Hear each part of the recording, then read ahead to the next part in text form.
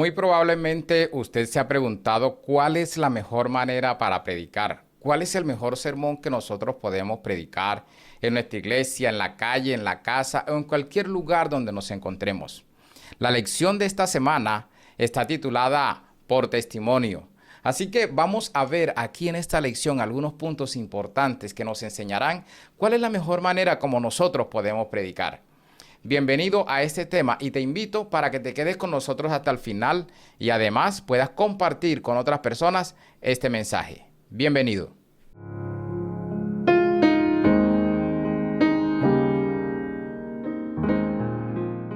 Antes de iniciar o de continuar con nuestra lección, con nuestro tema para hoy, vamos a tener nuestra primera oración. En este espacio nosotros tenemos dos oraciones, una al principio y la del final.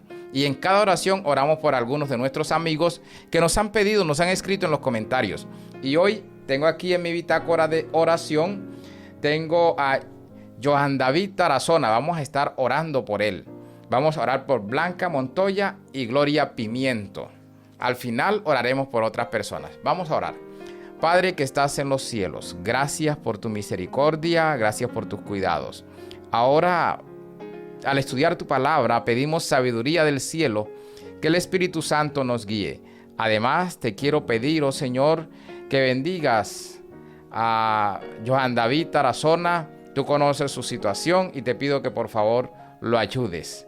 Oramos también para que bendigas a Gloria Pimiento, le des tu Espíritu Santo y que tus ángeles sean con ella. Oramos para que bendigas y restaures también a Samuel Fernando Velasco. Tómalo en tus brazos de amor y que el Espíritu Santo pueda sostenerle. En el nombre de Jesús, amén. Ok, mi apreciado amigo, ya oramos por estas tres personas. Luego estaremos orando por otras personas al final. Vamos a entrar entonces en materia con el tema para hoy, por testimonio. El texto bíblico para iniciar nuestra lección lo encontramos en Isaías capítulo 50, el versículo 4. La palabra del Señor nos dice de la siguiente manera: Dios, el Señor, me dio lengua de sabios para saber hablar palabras de aliento al cansado. Sabes que en este mundo hay tanta gente que está cansada. Y cuando hablo de cansados, no me refiero a un cansancio físico. Hay gente que está cansada del sufrimiento. Hay gente que está cansada de una enfermedad. Hay gente que está cansada tal vez con un matrimonio que lleva, que lo está acabando. Mira, mucha gente vive cansada, vive desesperada, vive angustiada. Por esa razón, en esta lección vamos a ver cómo nosotros podemos llevar palabras de aliento, palabras de esperanza al cansado. El texto nos dice que Dios nos ha dado palabras de sabios, es decir, que nosotros debemos hablar con sabiduría. ¿De qué manera estás hablando, apreciado amigo? Y desde ya te voy a invitar para que escribas en los comentarios: Señor, ayúdame a hablar con sabiduría. Porque una de las formas como nosotros más herimos y hacemos daño es con nuestras palabras. Ni siquiera con nuestras acciones. Son nuestras palabras las que muchas veces hacen daño a las personas que nos rodean. Por eso nosotros debemos pedirle al Señor que nos ayude a hablar con sabiduría. Hay una experiencia aquí de un pastor que va en su coche o en su vehículo, en su automóvil, a toda velocidad y de repente tiene que frenar rápidamente porque un hombre se atravesó. Y cuando este hombre se atraviesa y el pastor frena de manera sorpresiva, de manera rápida, ahí se forma una discusión. El pastor discute con aquella persona y finalmente el pastor se va, llega a la iglesia.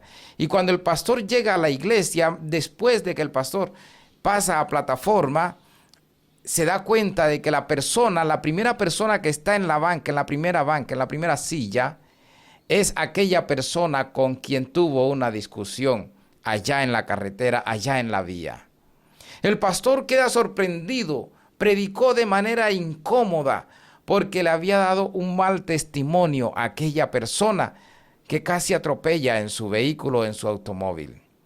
Nosotros debemos entender, usted, apreciado amigo, debe entender que no solamente se predica desde la plataforma. De hecho, alguien dijo que el sermón no comienza en la plataforma. El verdadero sermón comienza cuando el predicador termina.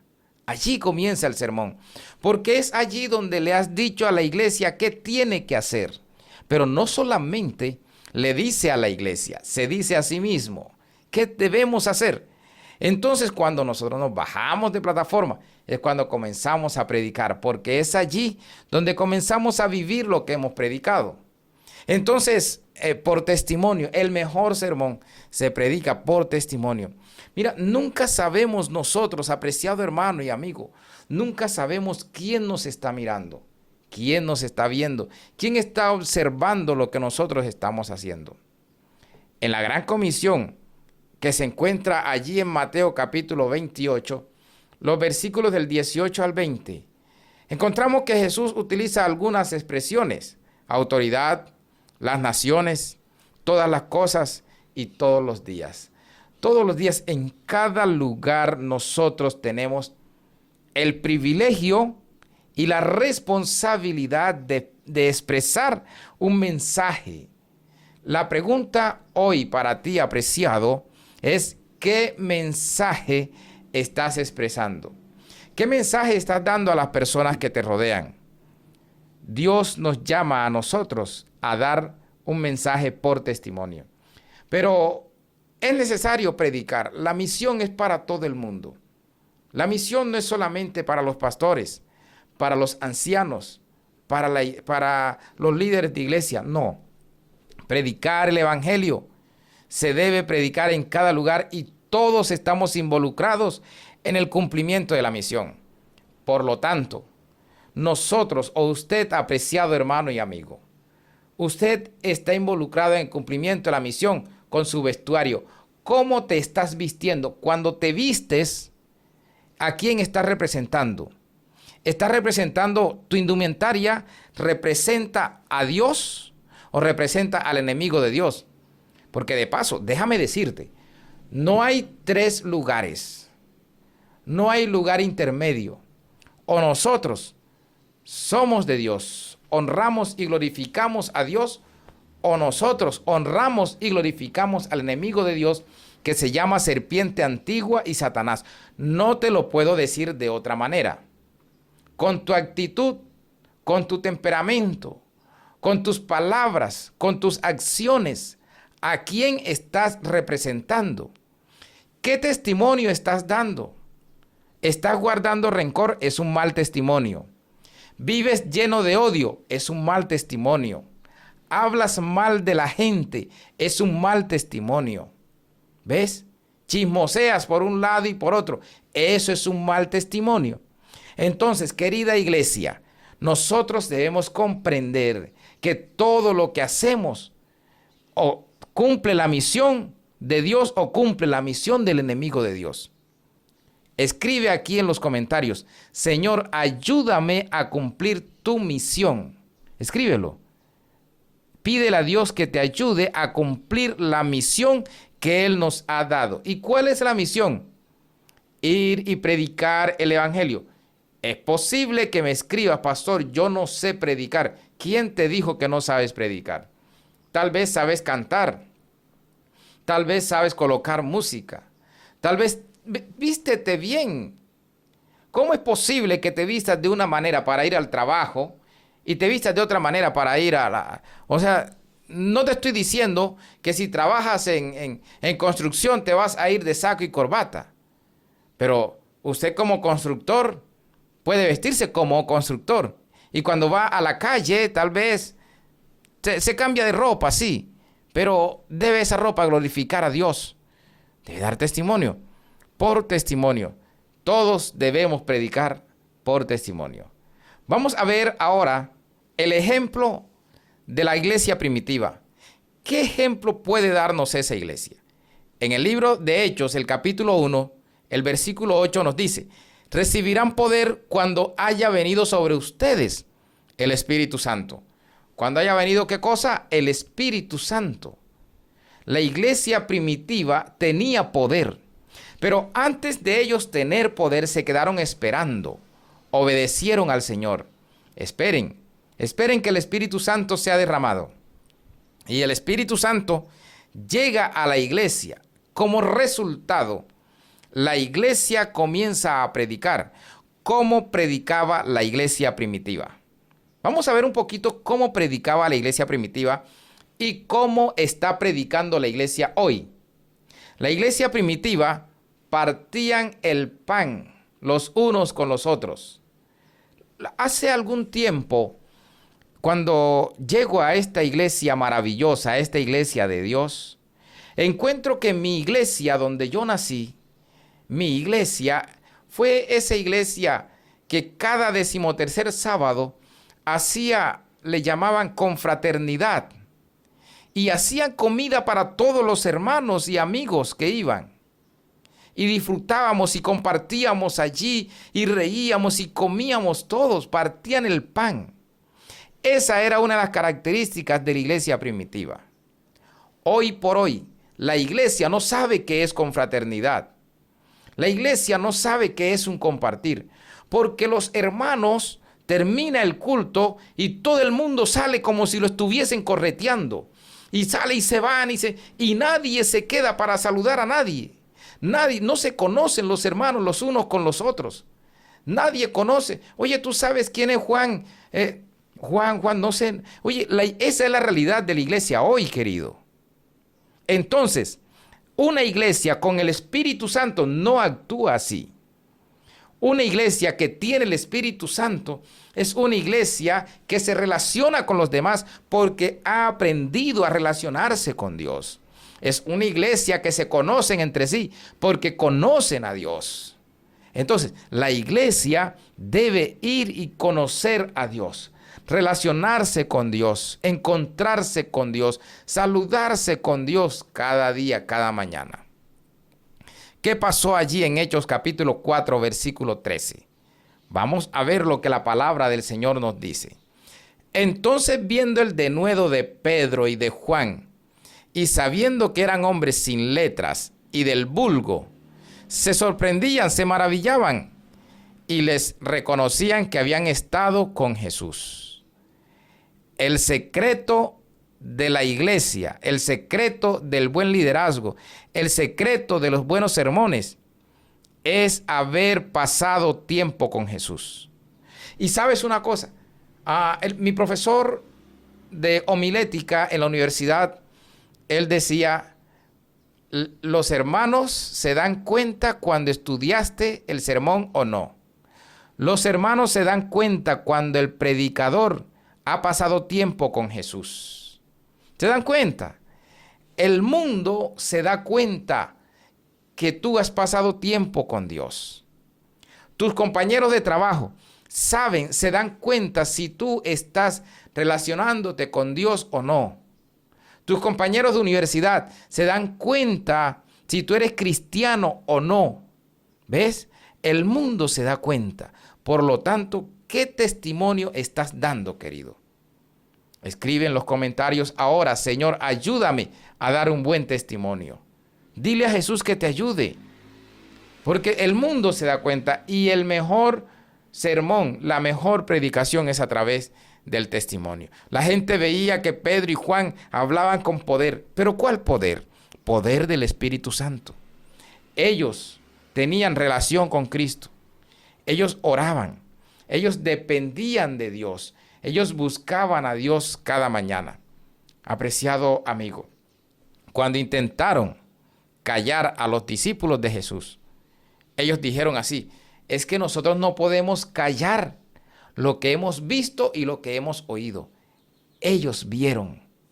Mi pregunta hoy, apreciado amigo, hermano querido, la pregunta que te quiero hacer y que quiero hacerte para que la lleves a la iglesia y ustedes allí en la iglesia puedan compartir, puedan conversar con esta pregunta.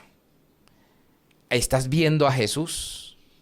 ¿Estás relacionándote con Jesús? ¿Cómo está esa relación con Jesús? Oye, esa es una declaración poderosa.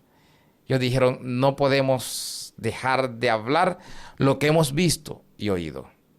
Es una experiencia linda. Porque, apreciado hermano, no se trata de declaraciones, no se trata de palabras. La misión, la predicación, no se trata de lo que tú hablas, se trata de lo que vives. ¿Cómo estás viviendo el evangelio? ¿Cómo está tu vida con Dios?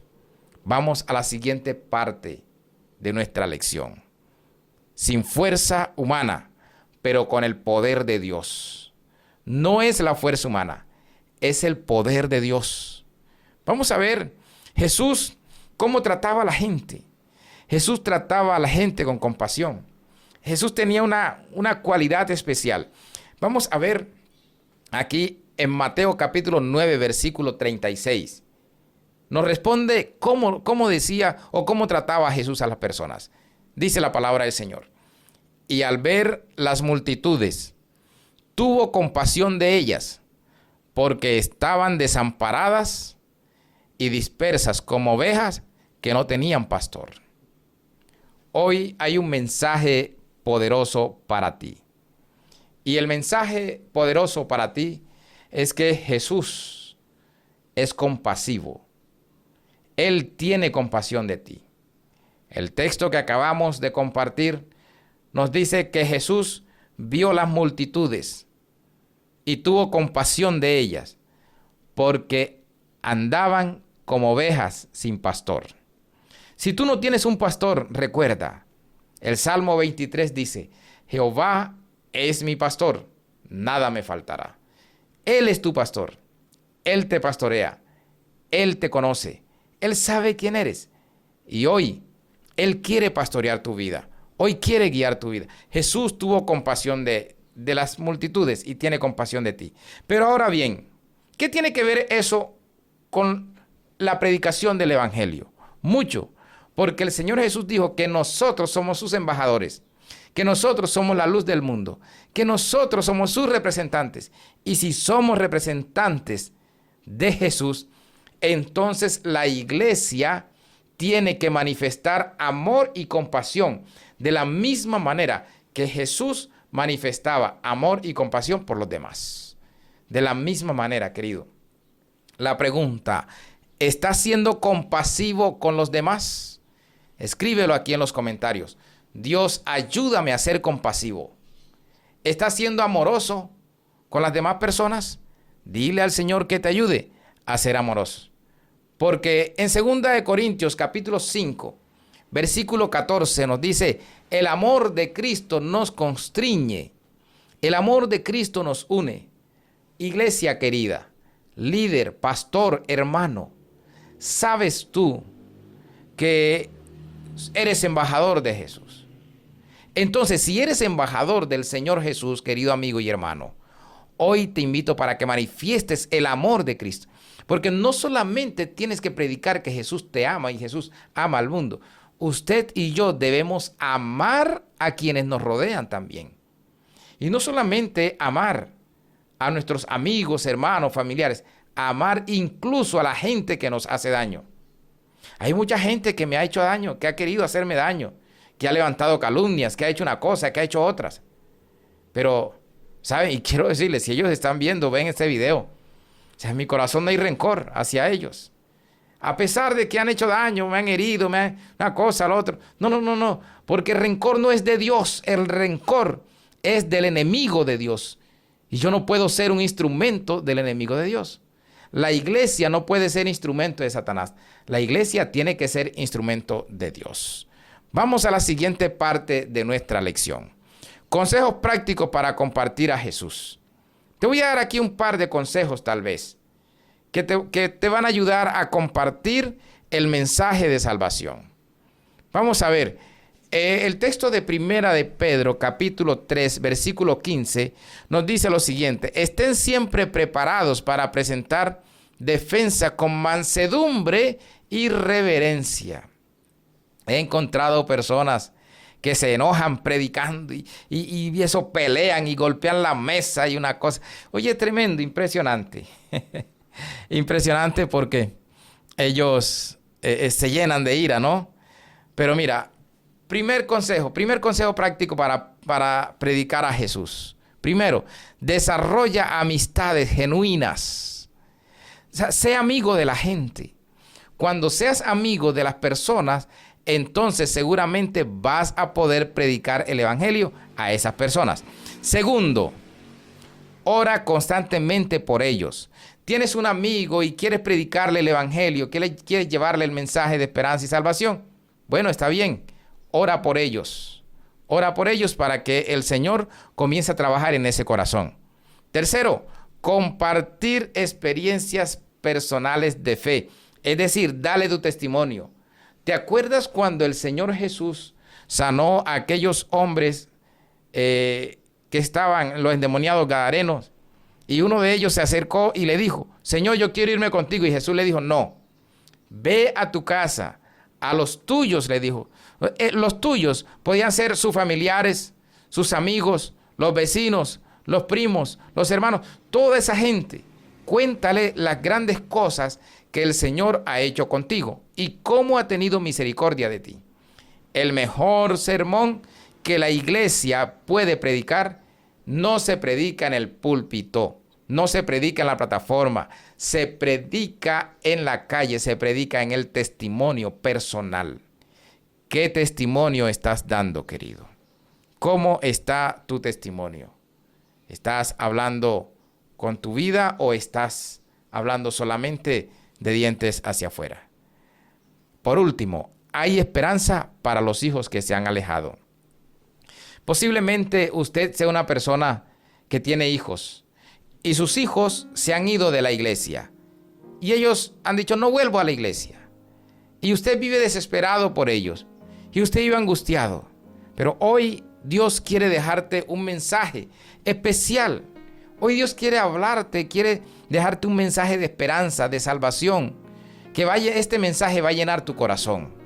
Y lo encontramos en Jeremías capítulo 31, los versículos 16 y 17, donde la palabra del Señor dice, así ha dicho Jehová, reprime del llanto tu voz y de las lágrimas tus ojos, porque salario hay para tu trabajo, dice Jehová, y volverán de la tierra del enemigo, esperanza hay también para tu porvenir, dice Jehová, y los hijos volverán a su propia tierra. ¡Qué mensaje tan consolador! ¡Qué mensaje tan maravilloso! A los hijos que se fueron de casa, a los que se fueron de la iglesia, el Señor los sigue llamando. A esos hijos, Dios los sigue buscando. A esos hijos, Dios los sigue amando. Por eso, hoy solamente te quiero decir, ora por ellos. Pídele a Jesús que los traiga de vuelta al redil. Y si tú haces eso, el texto bíblico dice, tu salario vas a recibir tu salario, tu trabajo va a recibir el salario. Además, el Señor dice, ellos volverán de la tierra del enemigo.